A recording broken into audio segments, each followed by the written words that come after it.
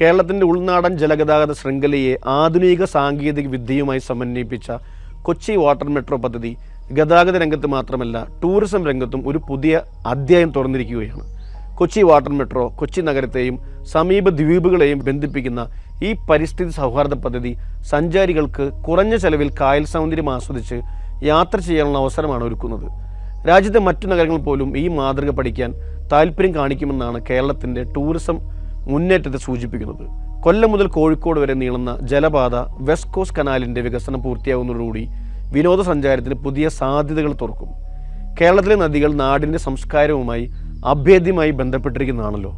വള്ളംകളികളും നദീതീര ഉത്സവങ്ങളും ലോകമെമ്പാടുമുള്ള സഞ്ചാരികളെ ആകർഷിക്കുന്നു. Kayaking, canoeing, parasailing, water skiing തുടങ്ങിയ ആധുനിക വാട്ടർ സ്പോർട്സ് ഇനങ്ങൾക്ക് കേരളത്തിൽ പ്രചാരം വർദ്ധിച്ചു വരികയാണ്. സ്വകാര്യ സംരംഭകരുടെ നിക്ഷേപങ്ങൾ ഈ രംഗത്ത് കൂടുതൽ ഉണർവേകുന്നു. കോഴിക്കോട് തുഷാരഗിരിയിൽ വർഷം തോറും സംഘടിപ്പിക്കുന്ന അന്താരാഷ്ട്ര കയാക്കിംഗ് ചാമ്പ്യൻഷിപ്പായ മലബാർ റിവർ ഫെസ്റ്റിവൽ സാഹസിക ടൂറിസത്തിന് കേരളം നൽകുന്ന പ്രാധാന്യത്തിൻ്റെ ഉത്തമ ഉദാഹരണമാണ്. കാര്യങ്ങളെല്ലാം പോസിറ്റീവാണെങ്കിലും ലോകോത്തര നിലവാരത്തിലേക്ക് ഉയരാൻ വെല്ലുവിളികളും മുന്നോട്ടുള്ള വഴികളിലെ തടസ്സങ്ങളുമെല്ലാം നീക്കേണ്ടതുണ്ട്. കേരളത്തിൻ്റെ ജല ടൂറിസം സാധ്യതകൾ പൂർണ്ണമായി പ്രയോജനപ്പെടുത്തി ലോകത്തിലെ ഏറ്റവും മികച്ച കേന്ദ്രങ്ങളിലൊന്നായി മാറാൻ ഇനിയും ഒരുപാട് ദൂരം സഞ്ചരിക്കേണ്ടതുണ്ട്.